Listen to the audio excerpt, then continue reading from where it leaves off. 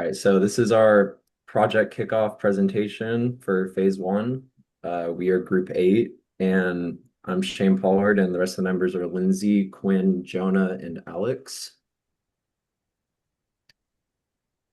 And now we'll just go into the first data set.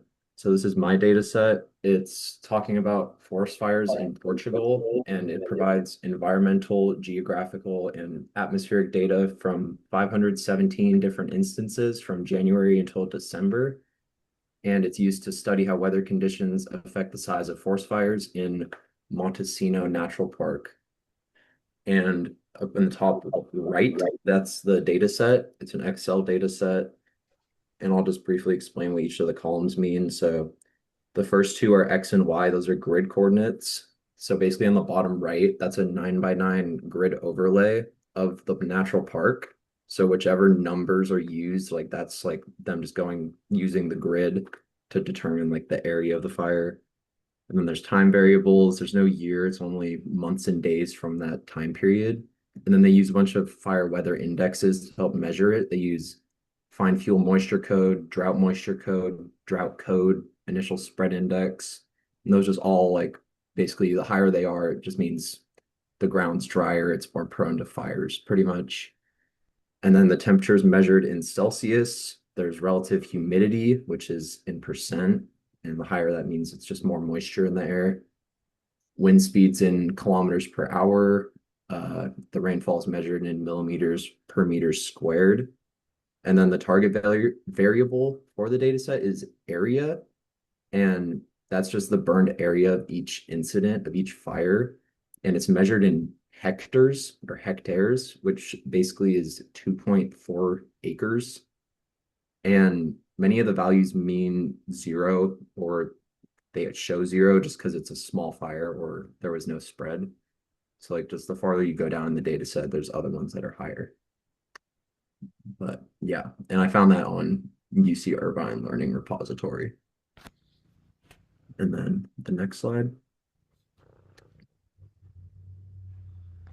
All right. So just on the left is all like the basic information. And then some of the questions I'm asking are, do we have the ability to predict how large a forest fire will be with information like this? Which of the fire weather indexes is the strongest predictor out of all the ones I listed? Can we reduce damage from wildfires by predicting the high risk days? And which factors of the data set most influence the spread of wildfires? And now Jonah is going to go into his data set.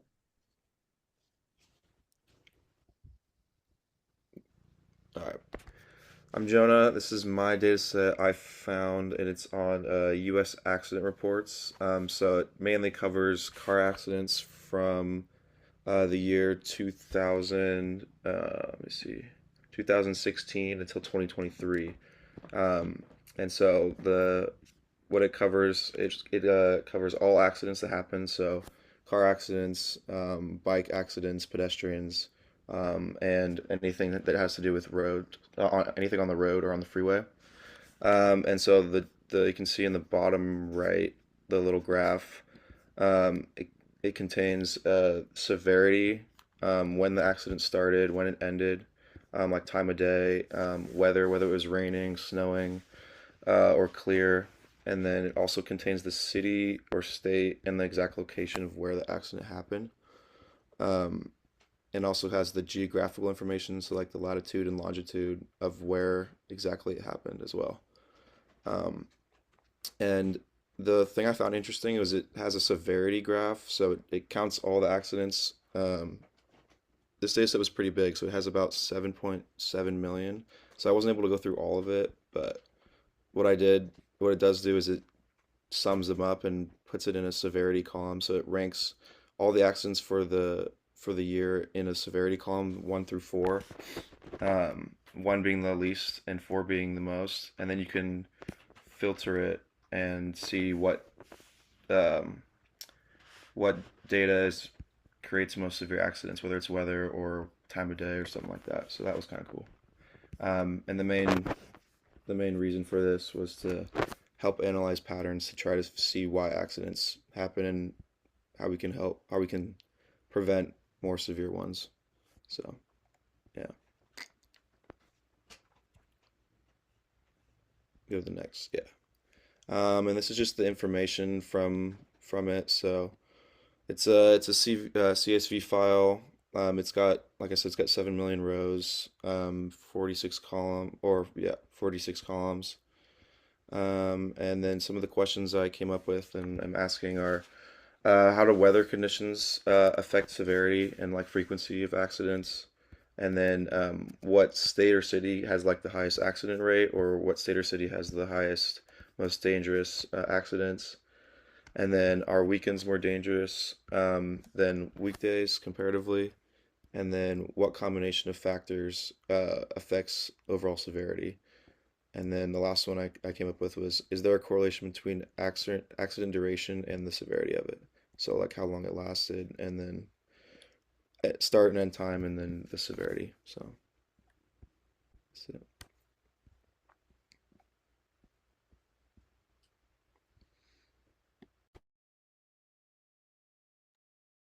Hi, my name's Quinn. This is my data set, global water consumption. This data set includes information regarding water consumption for 150 different states from 2000 to 2025.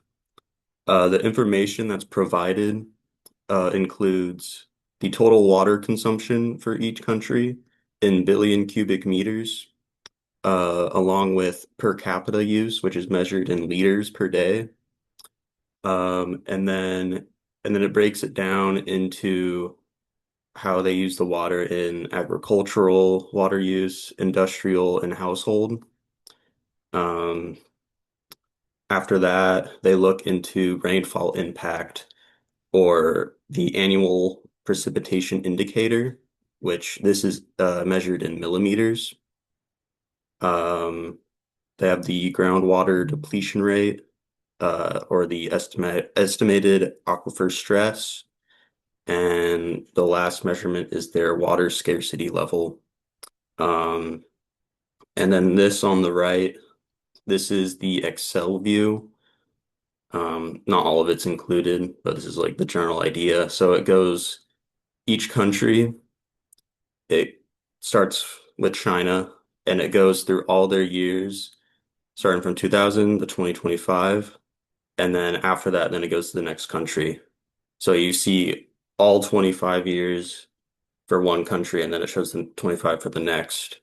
And then down here below is the view from Kaggle, which is where I got this data set from.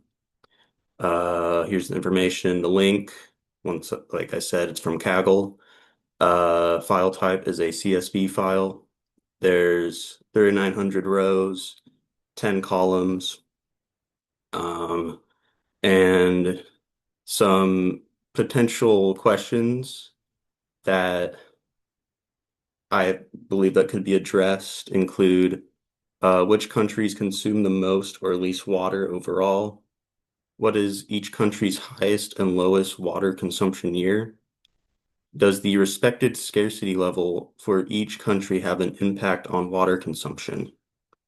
After that, I said, is there a correlation between rainfall impact and water scarcity level? And my last question is, are there any outliers in a country's water consumption from 2000 to 2025? So yeah, that's my data set for global water consumption. I'm Lindsay. I did data set number 4 for Spotify Global Music from 2009 to 2025. The data set provides information about Spotify tracks such as their names, artist names, and release dates. Along with this is provided popularity metrics such as danceability, energy, speech, loudness, acoustics, instrumentals, liveness, valence, tempo, and duration with the information given. These variables describe the musical properties and sound profiles for each track that is listed on Spotify, allowing for analysis of music styles, popularity trends, and audio-to-people relationships. Go on to the next slide for information. So the information is listed on the left. There are 15 columns, 6 with numerical data, 8,778 rows, The questions that I proposed are, which chemical features have the strongest effect on, oh wait, hold on a second. Those questions are for the next data set. So I don't really know how that happened. Alex, just go ahead and read your questions for your data set. Or you can go on to mine. Okay, yeah, my name's Alex. I did data set number 5. Yeah, those are my questions. I don't know how I got there. My questions that I asked for my data set are which chemical features have the strongest effect on wine quality? Does alcohol content increase the quality of the wine being tested? Are red wines or white wines more likely to receive higher quality ratings? Can we predict whether a wine's rating will be low, medium, or high based on the chemical properties? And how can this information help a winery reduce the number of low quality products?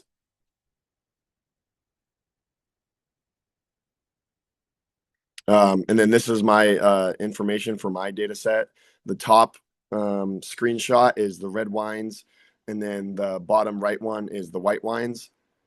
Some of the information that's being involved is fixed acidity, volatile acidity, citric acid, residual sugar, chlorides, free sulfur dioxide, total sulfur dioxide, density, pH, sulfates, alcohol, and quality. And then all of this information has been collected from Portugal. I don't know the exact time frame, but all of the wines are from Portugal.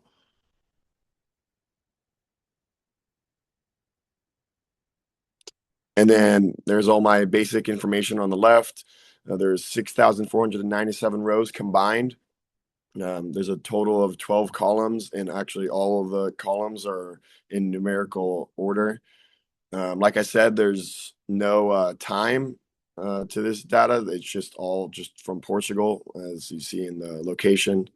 And then those are all the questions that I already asked. And then that is the end of phase 1 for group 8.